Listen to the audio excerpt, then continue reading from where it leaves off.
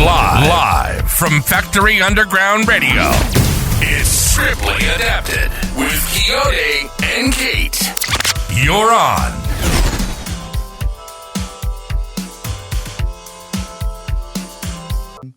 To the show, y'all. This is Scriptly Adapted on Factory Underground Radio, WFUT, y'all. It's another Saturday. We are bringing you all the entertainment news you need to know. Just some random stuff we just feel like talking about. I can't believe it's the last weekend of October. Last weekend in October. Insanity. Oh, man. Yeah, it's pretty wild. There's some stuff in the news, guys. Some stuff in the news. One thing that was very interesting.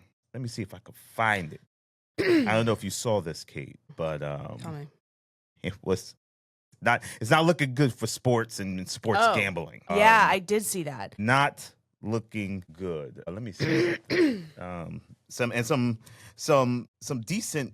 Well, one really well known. Oh no. Player was in it, but Yikes. This is from Fox News. NBA places Chauncey Billups and Terry Rozier on leave pending gambling investigation. Millions of dollars as it is, as a coach and as a player.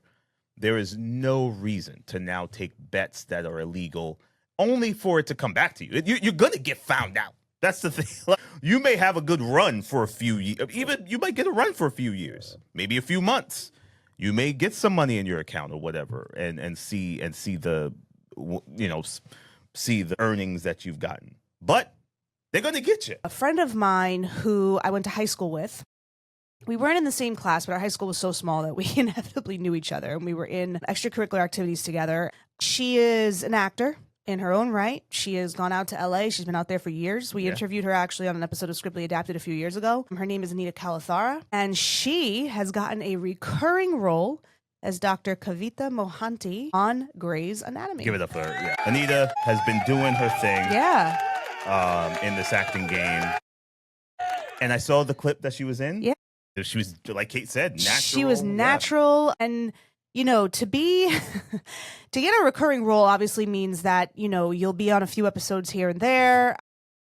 You now have this character that's implemented in the storyline. That's a major, major win. That's huge. And it doesn't mean that her other, projects have not held their own. But this is huge. It's a huge staple in her career, and I'm really happy for her. Your thoughts on the NFL doing or having Bad Bunny perform on the halftime show? I don't understand why it's a big deal. Exactly. He's an artist. He's an artist. Like, who cares? He's an artist who's. I mean, I'm biased because I love reggaeton, but reggaeton. Anyway, sorry. That was inappropriate, but no, Bad Bunny is extremely talented. His music hits. He's extremely popular. He just finished a residency in Puerto Rico. And I think he deserves to, and I have to say this. I believe that the halftime show. Oh, wow. You're just going to cut me off? I was talking about the halftime show. I thought it was appropriate because of your Bad Bunny. I know. You're right. Listen, your entrance to that was terrible, though. I have to say, the segue was awful. Not really. Yeah, I'm into the, my favorite series. I gotta say, my guilty pleasure here is Scream. It's a cult classic, man. I mean, it came out. The first one was 95, right? The first one was 95. Yeah. I mean, it's so corny and ridiculous, but it's just so feel good. There are a few movies out there though that you can't just not watch. I think. Yeah, Scream was one. Yeah, for Scream me. is just great. I just like the Silence suspense. of the Lambs. Yeah, that is a classic. Jodie Foster, Anthony Hopkins. I think honestly, I prefer suspense thriller. We have a shortened show today, y'all, but I think we wanted to hop into couples topic of the week. Anyway, couples topic of the week. When your spouse falls asleep in front of the TV, do you leave them there? This sounds personal. Or personal. do you get them up to go to bed with you? This sounds personal. I'm of the mind that you wake them up. We go into this, we sojourn into the bedroom together. This is a journey from the couch to the bedroom. It is not one to be traversed alone. I don't understand, especially at a late hour. Like, I don't want to see you laying there on the couch with a crick in your neck and no blanket. You look miserable. Why not come to your bed? Kate, I'm going to leave you. I know, and you have. I've woken up at 4 o'clock in the morning. The lights are still on. No blanket. Nothing. No love. If you're going to leave me there, at least make sure I have my accoutrements that I need to be comfortable. You look peaceful. And then when I wake you up, I get nothing but I get two types of Kates. I get the, huh, what? Okay, yes, okay, I'm up.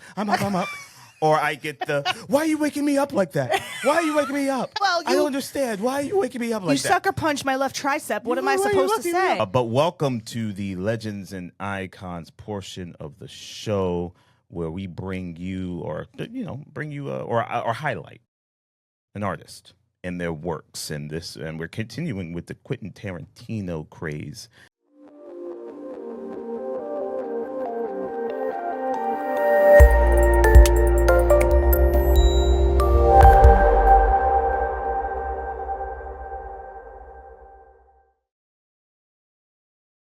Tarantino and his films have received numerous nominations for major awards, including Academy Awards, BAFTA, which is, I believe, the British Academy of Film and Television, Golden Globes, Directors Guild of America, Saturn Awards. He has won the Academy Award for Best Original Screenplay twice, Pulp Fiction and Django Unchained. Tarantino has received 5 Grammy Award nominations and a Primetime Emmy Award nomination. In 2005, he was awarded the Honorary Icon of the Decade at the 10th Empire Awards. He has received Lifetime Achievement Awards from 2 organizations, Cinema Manila and from the Rome Film Festival in 2012. In 2011, Tarantino was given an honorary César by the Académie des Arts et Techniques du Cinéma. Just really majorly messed that up. For his work on Pulp Fiction, Tarantino became the first director to ever sweep the Big 4 Critics Awards, LA, NBR, New York, and NSFC. And the first of the 5 directors, including Curtis Hanson, Steven Soderbergh, David Fincher, and Barry Jenkins, to do so as of 2025. We're talking about Django Unchained, y'all. This is a, some would say controversial, some would say bold and stylistically daring, as some critics would say. I think it's one of his masterpieces in a lot of rights. And this on Rotten Tomatoes killed it in terms of audience score was at a 92%. The critics gave it 87%, which made it a fresh film. 2 years before the Civil War, Django, played by Jamie Foxx, a slave, finds himself accompanying an Orthodox German bounty hunter. Like, where do you come up with this? Orthodox German bounty hunter. A lot of controversy surrounding the portrayal of slavery and the depiction of slavery during this film, the prolific use of the N-word in this film, which Quentin got a lot of slack for. And to be honest, his actors, Jamie Foxx, Samuel Jackson, came to his defense. Something that was a topic that was so sensitive. I think he did a good job. Yeah, and listen, most of the reviewers are saying, or have said, it's acclaimed for its daring themes, strong performances by Jamie Foxx and Christoph Waltz and Leonardo DiCaprio, cinematography, soundtrack, Tarantino style all throughout it.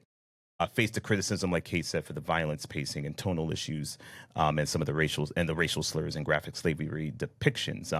But I think that was the point behind Tarantino, is that the film was not supposed to be so happy and go lucky. Right. I think, and knowing Tarantino's take on things usually go the next level. So with that, I, as a fan of his filmmaking and tone style, kind of expected it, so I didn't feel a certain type of way. But if you don't know his movies, or you're not rocking with him because you don't know how he films, or you have issues with anything else about who he is as a person, then you're not going to understand his filmmaking and his artistry. So his artistry is going to be very foreign to you. I think when you speak about an artist, there's always elements of who they are personally, or things that they may do that bleed into their work, right? Because that's what artists do. They write or shoot or draw or record what they know. That's what you are kind of led to do as an artist. You are an artist by experience, and I truly believe that. However, I do also believe that they can also be mutually exclusive. And I also think that, at the end of the day, he has talent. Now, don't forget, he's not just an artist telling a story. He is part of PGA, which is Producers Guild of America. He is well-rounded in the sense of he knows not only how to direct, but he's been an actor.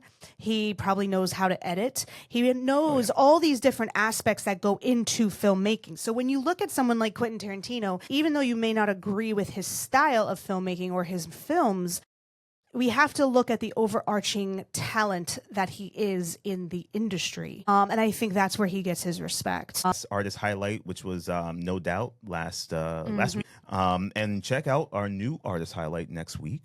We have a new one. We're going to have what we're bringing you in terms of what's out in film. The new Springsteen film drops today. For those of you who are fans of Jeremy Allen White. From The Bear. I'm curious, but I do not care about Bruce Springsteen whatsoever. No, I'm not a fan of his music, but it was like watching the Bob Dylan movie. I just want to see it for his performance. Right, I just want to see it for the performance. 'Cause I think he'll definitely get nominated. Jeremy Allen White has that like brooding type of, Bruce Springsteen wasn't really brooding, but he was like, he physically embodies him with the hair. Really. No, he does. I mean, he was a good choice. He could have played Barry Manilow too. Barry more so, but who cares about Barry Manilow? No, I'm not saying that I would care about a biopic. I'm just saying if they had like one day we're inspired to do a Barry Manilow film. I still don't understand how Bruce Springsteen became so famous. I don't care. Like his music is not that great. Sorry, that came out too fast. I don't know. Maybe to say I don't know. I don't care. I don't care either. But guys, I don't know. Is it me? I just Factory Underground videos, Instagram, Facebook, YouTube, our website, scriptlyadapted.com, where you can find all our old shows, new shows, things we're producing, and all that good stuff as well, y'all.